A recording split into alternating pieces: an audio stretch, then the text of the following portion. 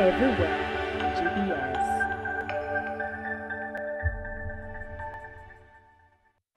And welcome back. We apologize for that technical hiccup. We'll be going back to the previous story. The National Assembly has done changes in the parliamentary committee chairs, and the recently affected committees include Parliamentary Committee, Budget Committee. We also have Public Investment Committee, Public Accounts Committee, departmental committees on energy, environment, forestry and mining, health, labor, trade, industry and cooperation. The Budget Committee, which was being chaired by Kiharu constituency lawmaker Ndindi Nyoro, became the center point of focus, as Davis Karani reports. Which member of parliament here can afford through his NGCDF to build classrooms, plaster them, put windows, put roof, put tiles in the classroom, cabros in the...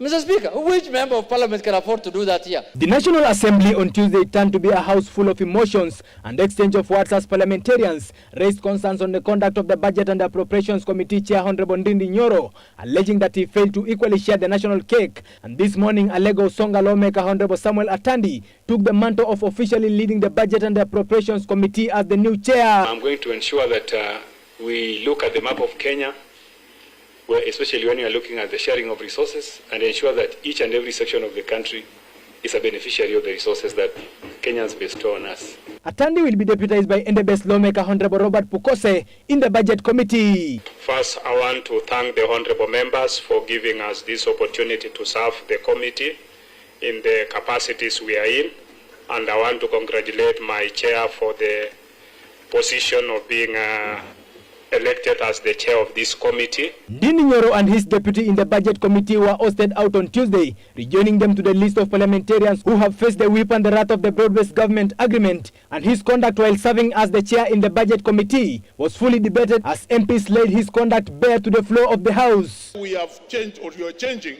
the leadership of the Budget Committee, which misuse the clause of public participation and actually abused it by increasing that figure from 2 billion to over hundreds of billions.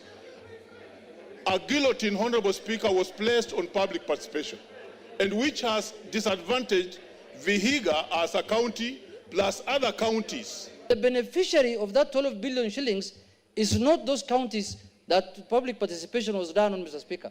It is other counties and other constituencies, Mr. Speaker. The Budget and Appropriation Committee of this House has reached to the level where the chair of that committee, Mr. Speaker, now, members of parliament are going to his constituency for benchmarking, Mr. Speaker. Benchmarking. And all of us are supposed to receive the same amount of NGCDF, Mr. Speaker. What is making members to go and benchmark in our colleagues' constituency, Mr. Speaker? It is sad that some counties like Vihiga and the other 10 counties that were slated for benefit of these monies now lose out because of what is otherwise bad manners by ourselves, those who sat in the Budget and Appropriations Committee. And I say this, Speaker, because we have now reconstituted a new Budget and Appropriations Committee. Let me be on record, it will not be business as usual. Will Atandi bring in changes in this committee, bearing in mind that the Budget Committee played a major role in the formulation of the 2024 finance bill that was rejected by the Gen Zs? And Ruto hijack our democratic institution. They have nothing else. Time will tell. Davis Karani, GBS News, Nairobi. The Kenya Union of Clinical Officers has officially called off its 23-day strike, instructing members to resume work within the next 24 hours. This decision follows the signing of Memorandum of Understanding with the Ministry of Health and the Council of Governors on Wednesday, the 12th of March. The agreement was reached during an event at the Ministry of Health, attended by officials from both the national and county governments. Now, A key issue addressed was the empaneling of clinical officers' institutions under the Social Health Authority, which is set to be implemented immediately. The union's leadership also agreed to continue discussions on other matters outlined in the collective bargaining agreement to prevent future strikes. This development comes amid a backdrop of ongoing challenges in Kenya's healthcare sector, including previous strikes by health workers over unmet demands and poor working conditions. But I'm happy today that we have agreed, and I think the patients can breathe a sigh of relief, because now that means that once affected, where we work as clinical officers, the procedures that we do render, we will be able to render to Kenyans, and so Kenyans are the biggest beneficiaries. So we have agreed that with the Social Health Authority, that the facilities will be empaneled and contracted, and we as the practitioners will be given our pre-authorization rights following empanelment, which is supposed to happen immediately. At the council, we are willing to negotiate, to talk, to put ourselves in your shoes within the reality of our state of the economy, because a lot of these things also have got to do with resources. I'm not saying this only for the team that's here, but just for all healthcare workers out there. We value you, we respect you, we need you, you're indispensable, but please, also, let's see how not to disrupt services. The government remains committed to addressing the key concerns raised by our clinical officers while ensuring that the healthcare needs of all Kenyans are met without disruption. As we advance towards the full realization and implementation of universal health coverage under Taifa Care, it is imperative that all healthcare workers, including clinical officers, remain actively engaged in shaping policies that improve working conditions. In a recent visit to the Hungarian University of Agriculture and Life Sciences, Prime Cabinet Secretary and CS for Foreign and Diaspora Affairs, Dr. Musalia Mudavadi, advocated for increased scholarships for Kenyan students specializing in agriculture and climate resilience. Addressing university officials at the Godolo campus, Dr. Mudavadi emphasized the critical role of education in enhancing Kenya's food security now.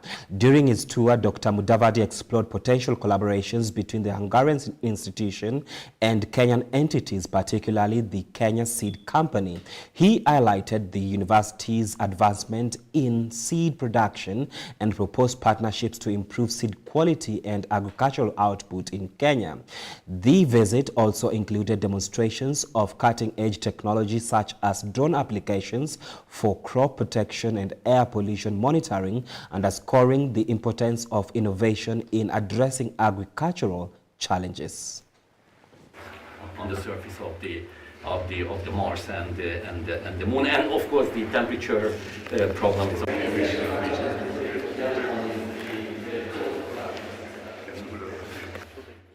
100 families in Dabibi, Naivasha are now homeless after a violent eviction, leaving them destitute and their properties destroyed. Residents accuse high-ranking government officials of working with state corporation to illegally seize their land, ignoring a court order protecting them. They are pleading for government intervention and justice. The town of Naivasha is facing a double crisis. Over 100 families have been left homeless after a recent eviction in Dabibi, leaving many without shelter or livelihoods.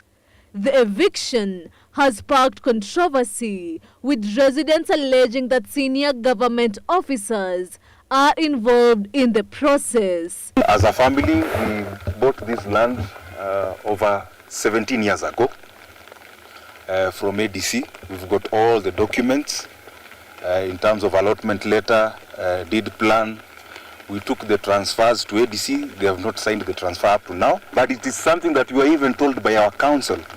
Walienda kwa wakili wetu, wakajaribu kumcompromise, akakata.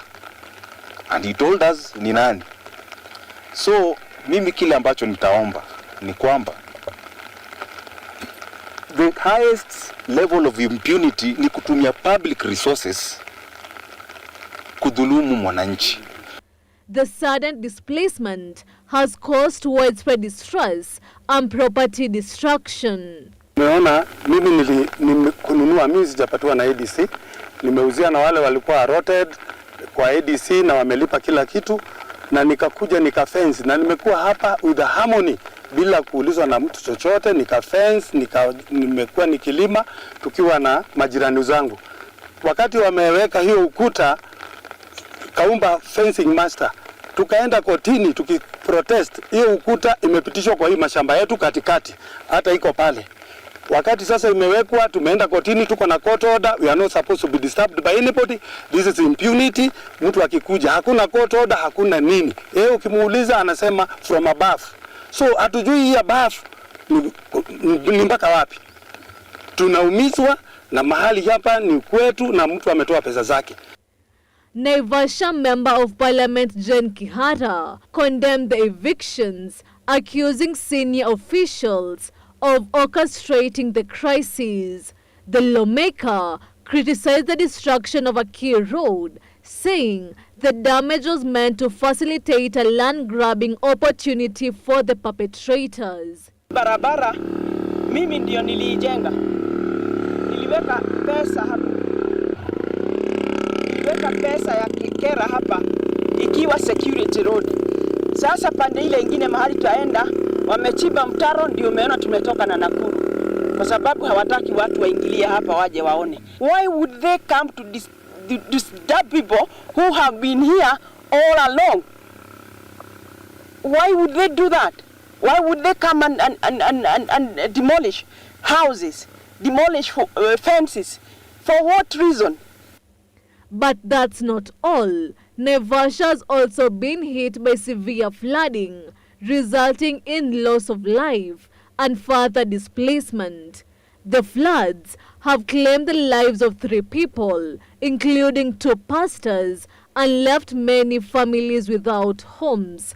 Susan Nganga, GBS News. We are taking a short break. Keep your feedback streaming into our social media platform at GBS TV Africa. The SMS line is 21144. We'll be right back.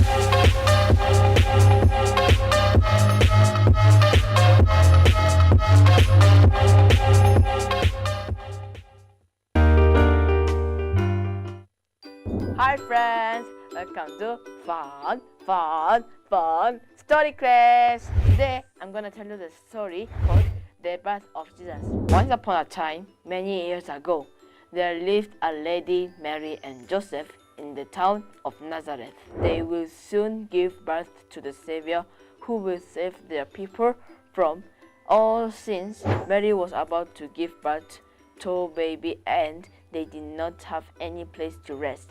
Jesus did not have any crib, but he was laid on a manger. The shepherds immediately rushed on the barn. They were surprised and happy.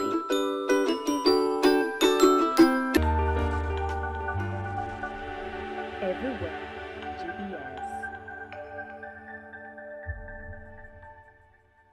And welcome back. Hundreds gathered at Mwahima Stadium in Likoni, Mombasa for the 4th annual Grand Iftar hosted by the Mama Haki Foundation, where community leaders address parenting security and moral decay concerns. Led by Senator Miraj Abdullahi Kimbi, the event emphasized the role of families in shaping society, with religious leaders and authorities calling for community-driven solutions to insecurity. As the sun set over Likoni, hundreds gathered for more than just the breaking of fast. The Mama Haki Foundation 4th Grand Iftar provided a platform for critical conversations about the nation's future. The nominated senator urged the youth to engage in positivism and shun political rhetoric vices. Senator Miraj Abdullahi Kimbi led the event, focusing on what she described as parenting crisis, following moral decay and insecurity in Mombasa and surrounding areas. Tusiwe vijana wa kutumika na kufuata mkumbo, kuenda na shengesha ili kufuata matamanio na kuingia katika vita vya watu. Religious leaders also weighed on the importance of the proper upbringing. Wazazi waamue tunataka amani, kwa sababu kila kijana ambaye anadhuru mambo ya amani anatoka kwa boma, na kila kijana ambaye anaharibu usalama amezaliwa na mama. Security concerns dominated much of the discussion, with local authorities calling for community collaboration. The Mama Haki Foundation announced plans to establish a dedicated parenting resource center in Likoni later this year. This move will extend the foundation advocacy beyond this Ramadan event and provide year-round support for families struggling with these critical issues. Paris Kigo, GBS News. A concerning health crisis has emerged in Kisii, Kenya, with 168 cases of a mysterious illness reported, including 11 new cases in the last 24 hours, primarily impacting 8 villages with a severe concentration in Meronda. The outbreak has been traced to contaminate water sources, rendering them unsafe for consumption. Susan Nganga reports. A health alert has been issued in Kisii. In the last 24 hours, 11 new cases of a concerning illness have been reported, bringing the total to a staggering 168. The outbreak, impacting 8 villages, has seen a particularly alarming concentration in Maronda, where 64% of all cases have emerged. At least in the last 24 hours, we have seen 11 new cases that were reported, bringing to a total number of confirmed cases to 168. The outbreak has primarily affected 8 villages, with Amarondo village accounting to 64% of the reported cases. Measures are in place to combat the spread, including a crucial mass deworming campaign targeting school children. Mass deworming exercises are planned for school-going children to prevent further health complications. Contaminated water has been revealed as the primary source of the outbreak. This water is unsafe for consumption, posing a serious health risk to the community. Preliminary laboratory investigations have confirmed contamination of water sources, which is a significant contributor to the outbreak and hence making the water unsafe for consumption. To mitigate further spread, water treatment is rolled out, including distribution of 44,350 aqua tabs to the affected households to improve water safety. The Ministry of Health is also urging all residents to maintain the highest standards of hygiene. Community sensitization efforts are underway, with CHPs conducting door-to-door sensitization to educate the residents on water treatment and sanitation, poor hygiene practices, and safe water treatment methods. Susan Nganga, GBS News. Kenya Power has urged residents of Siaya County to assist in curbing the alarming rise in vandalism targeting its infrastructure. Calvin Jagongo, the company's Siaya County branch manager, expressed concern over the increasing incidence of electricity cables and transformers being vandalized, leading to frequent blackouts in areas such as Ulaga, Luoka, Tingare and Luolwe. He emphasized the need for collaboration between the public and the national government administrative officers to enhance vigilance against such activities. During a public baraza at Tingare Trading Center, Nicholas Gwadi, coordinator of the Rural Electrification Program in Ugunja constituency, appealed to the community to provide information that could lead to the arrest of individuals interfering with public infrastructure.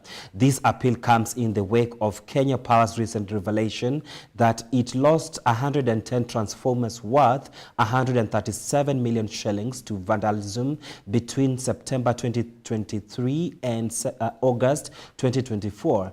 The Ministry of Interior has also raised concerns over the rising vandalism of power transmission lines, highlighting significant economic losses and widespread power disruptions. In Siaya County, such acts have negated efforts to increase electricity connections, underscoring the urgency for collective action to safeguard the region's power infrastructure.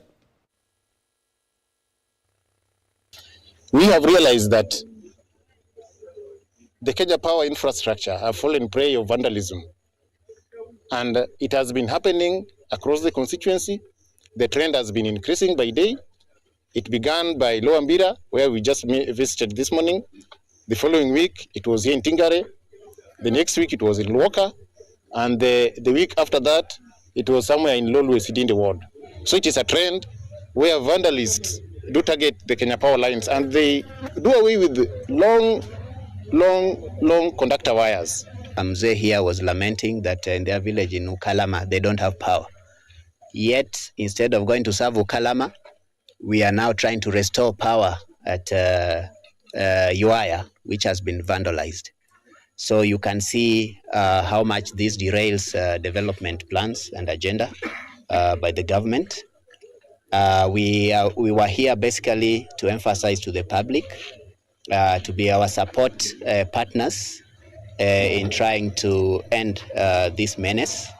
If the public stops getting supply through irregular means, then that's one of the ways we are going to stem this tide of conductor vandalism and infrastructure vandalism. This is escalating more and more within the jurisdiction of the county.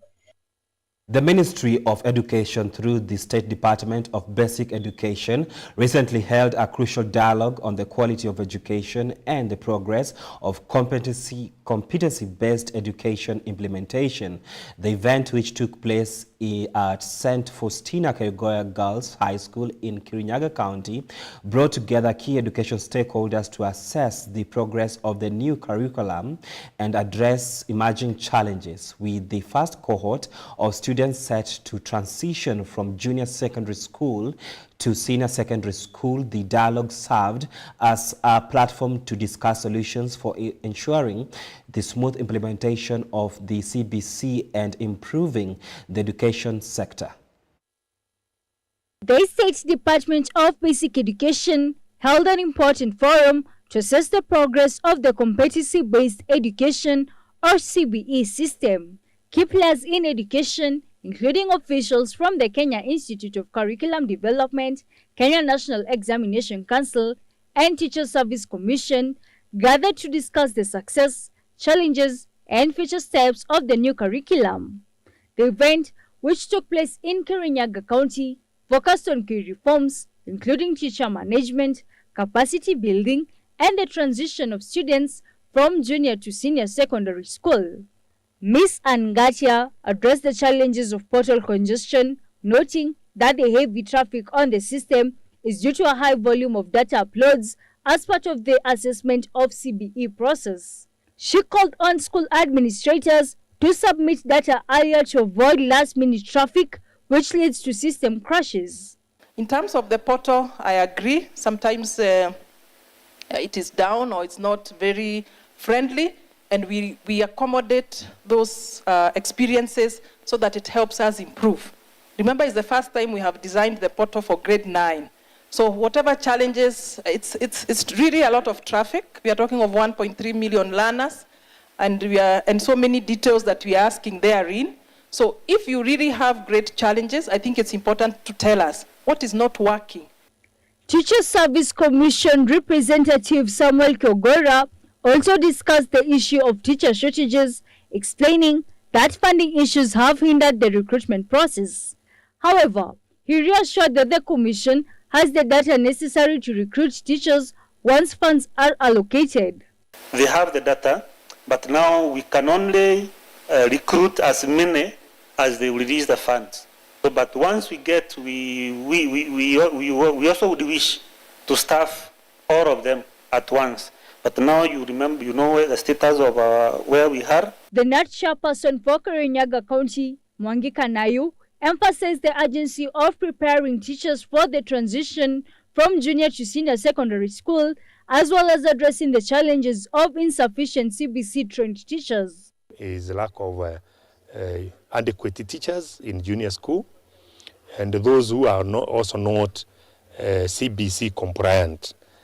And we have agreed that there is a need to do urgent retooling, and a serious one, so that we bring the teachers who are employed on board, so that they are able to continue with the CBC the way it is supposed to be.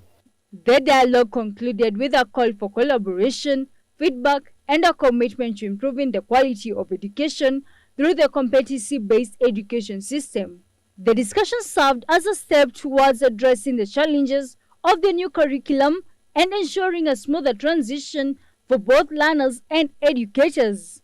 Reporting for GBS News, Irene Juguna. Over 1,200 farmers in Nyandarua County have received a compensation for crop losses through a crop insurance program. Officials say the payouts will help farmers recover from drought, pests, and diseases.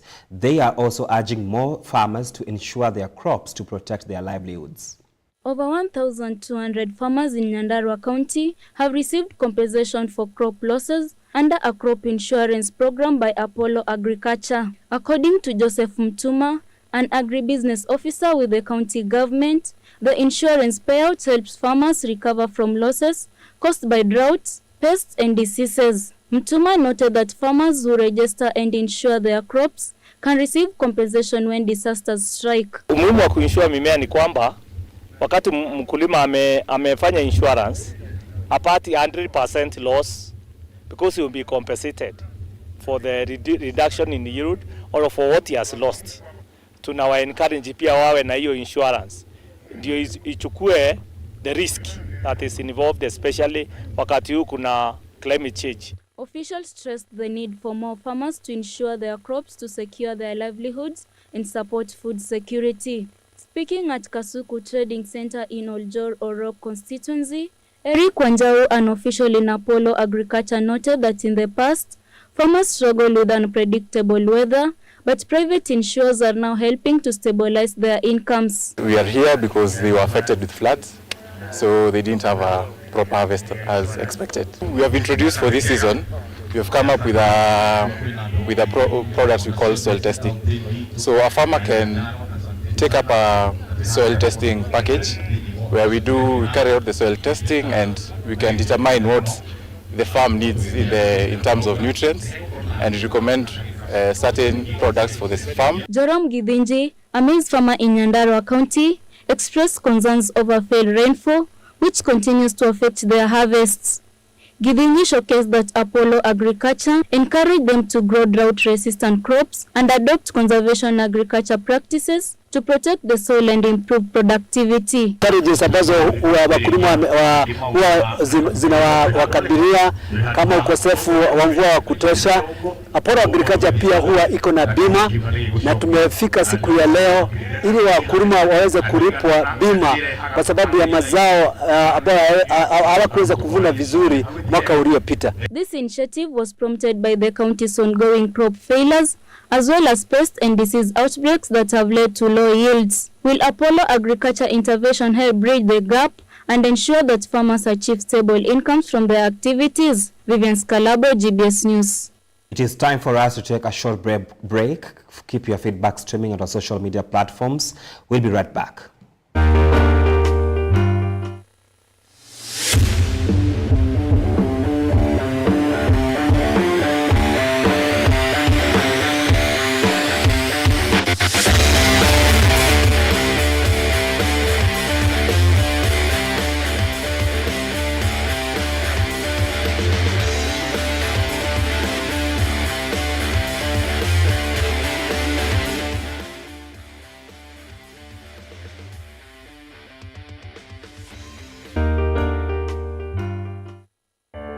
Hello everyone.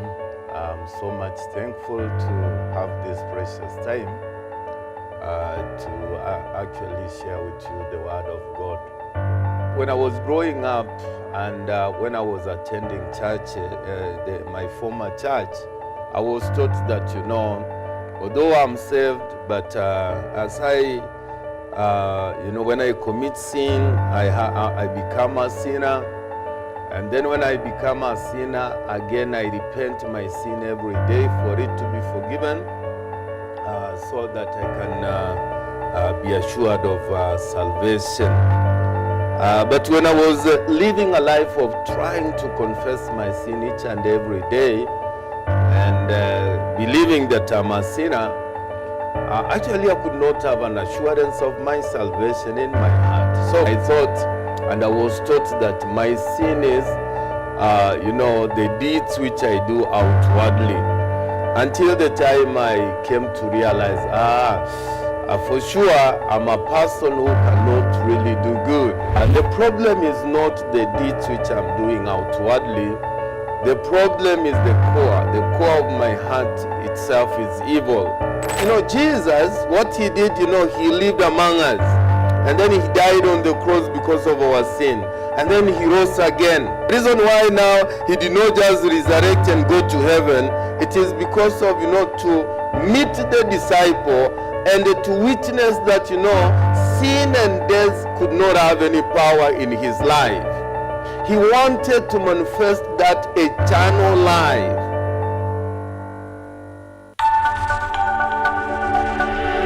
Everywhere, GBS.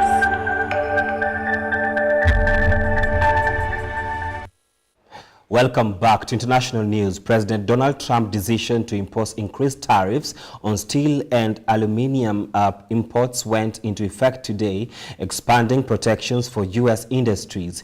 The tariffs now cover a wide range of products, including everything from basic metal goods to everyday consumer items. This move has quickly drawn responses from global trade partners, with some countries signaling potential retaliatory actions. President Donald Trump's increased tariffs on steel and aluminium imports took effect today, escalating his push to reshape global trade in favor of the United States. These tariffs restore a 25% duty on all imports of steel and aluminium, extending to various downstream products like nuts, bolts, bulldozer blades, and soda cans. Critics warn that these tariffs could harm the United States economy and lead to a global slowdown, as the aggressive trade strategy raises concerns about a potential recession. The European Union swiftly retaliated, announcing counter tariffs on up to $28 billion worth of U.S. goods, although the impact of these measures is expected to be mostly symbolic. As of this morning, the United States is applying a 25% tariff on imports of steel and aluminum. We deeply regret this measure. As the United States are applying tariffs worth $28 billion, we are responding with countermeasures worth 26 billion euros. We will always remain open to negotiations. Canada, a major supplier of steel and aluminium to the United States, is particularly affected and is considering retaliatory actions, while Australia has resisted immediate retaliatory tariffs but condemned the move. Such a decision by the Trump administration is entirely unjustified. Australia has no tariffs on goods from the United States, and of course we have a free trade agreement with the United States. Australia will not be imposing reciprocal tariffs on the United States. Such a course of action would only push up prices for Australian consumers and increase inflation. Despite the international backlash, United States steel producers have praised the tariffs, viewing them as a way to protect American industry and create more jobs. Teresa Tiengo, GBS News. The Democratic Republic of Congo is facing a setback in its battle against the Mpox outbreak in the eastern region. where insecurity and escalating conflict with the M23 have hindered efforts to control the virus. Over 600 Mpox patients have fled hospitals while cases continue to rise, exacerbating an already fragile health situation. The Africa Centers for Disease Control and Prevention reports a 31% increase in cases, and with ongoing fighting, vital medical supplies are struggling to reach affected areas. The Eastern Democratic Republic of Congo is dealing with a growing Mpox outbreak as conflict in the region disrupts the delivery of essential healthcare. The country has seen a dramatic 31% increase in Mpox cases over the past week, pushing the total number of reported cases close to 16,255. The epicenter of the outbreak is located in the country's eastern provinces, particularly South Kivu, where ongoing fighting with the M23 rebels has made it difficult for healthcare workers to contain the virus. The virus spreads through close contact and causes symptoms such as fever, muscle aches, and skin lesions, which can sometimes be fatal. While the virus is generally mild, the ongoing virus has significantly impacted efforts to combat it. With vaccines running low and vital medical supplies struggling to reach the region, health authorities are negotiating for a temporary ceasefire to establish a humanitarian corridor. This will allow essential aid, including vaccines, to reach the affected areas. The World Health Organization has warned that the Clade 1b strain of Mpox is continuing to spread globally, as the DRC fights not only the Mpox outbreak, but also ongoing threats of cholera and measles in the east. The country faces a monumental task in trying to stabilize the health situation amid ongoing insecurity. The DRC's healthcare system remains under immense strain, and the international community is calling for urgent support to help mitigate the impact of this ongoing health crisis. Reporting for GBS News, Irene Juguna. A train in Pakistan was hijacked by a separatist militant group. The separatist group held 214 passengers, most of whom are seated next to suicide bombers. The Pakistani military have launched a rescue mission that saved the lives of 155 passengers. The rescue mission is still ongoing as the military aim to suppress the separatist group from causing more harm. Here's more on the story. In a shocking news, a group of separatist militias known as the Baloch Liberation Army conducted an attack on a train that had 425 passengers in southwest Pakistan. The train, known as the Jafar Express, was departing from Quetta and heading to Peshawar. The militant group blew up the railway tracks and launched rocket attacks on the locomotives. Passengers were seated next to the suicide bombers, unaware of the tragedy lurking ahead. The Pakistani military are working on the clock to secure the release of all 214 hostages held by the militant group. The Baloch Liberation Army, or the BLA, are an ethnic Balochi armed militias whose goal is to break away from Pakistan and form their own country. There were gunshots and blasts, and afterwards, militants told us to come out, but people were reluctant. But we, along with the children, came down. The BLA have threatened to execute the passengers unless Balochi prisoners and activists are released within 48 hours. The rescued were rushed to the hospital to receive medical intervention. As every hour passed by, families of the hostages are worried about the fates of their loved ones. The situation in Pakistan is riddled with complexity as an ethnic group desires liberation, but in the pursuit of self-determination, they have put the lives of the passengers in danger. The Pakistani army brought 100 wooden coffins in the train station, since the death toll is unknown at the moment. The military have stated that the rescue mission will be difficult considering the suicide bombers are seated next to the passengers. How will the government rescue the remaining 214 passengers as they face pressure from the militant group? This is Abdi Hamid Ali, GBS News. Angola has stepped in to mediate direct talks between the DRC and Rwanda-backed M23 rebels aiming to ease escalating tensions in eastern DRC. While M23 rebels has welcomed the initiative, Kinshasa remains hesitant, having consistently refusing to negotiate with the rebel group. Angola has announced plans to mediate direct negotiations between the Democratic Republic of Congo and the Rwanda-backed M23 rebels in the coming days. This initiative aims to establish a lasting ceasefire and reduce regional tensions.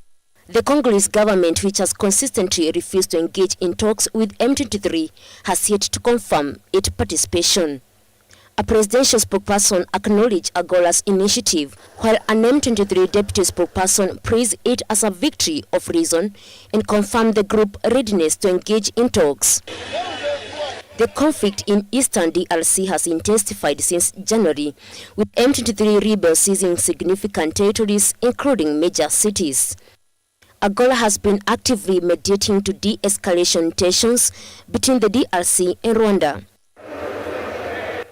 In August 2024, Angola brokered a fragile truce which eventually collapsed due to renewed hostilities. Previous attempts at peace talks have faced challenges, including a summit in December 2024 that was called off after disagreements between the parties involved. Paris Kigo, GBS News.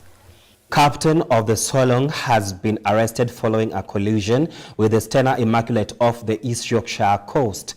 On suspicion of gross negligence manslaughter, both ships sustained significant damage, but authorities say they are expected to stay afloat as investigations continue and salvage operations get underway.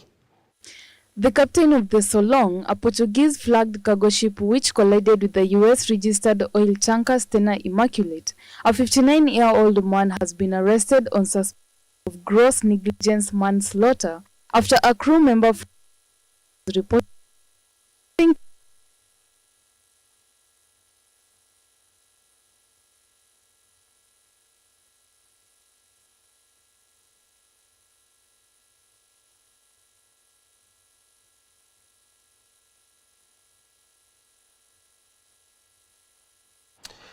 Russia launched a missile and drone attacks on Ukraine, which caused the death of a 47-year-old woman and critically injured 9 people. The attack also damaged buildings and educational institutions. This news comes after Ukraine agreed to a 30-day ceasefire truce to pause the ongoing war in the region. Abdi Ahmed with more. And that's all we had for you. We have come to the end of the news bulletin. It is always a pleasure having you on board. Let's do this again, same time, same channel. My name is Stephen George, and our sign language interpreter tonight has been Paul Madenge. Good night.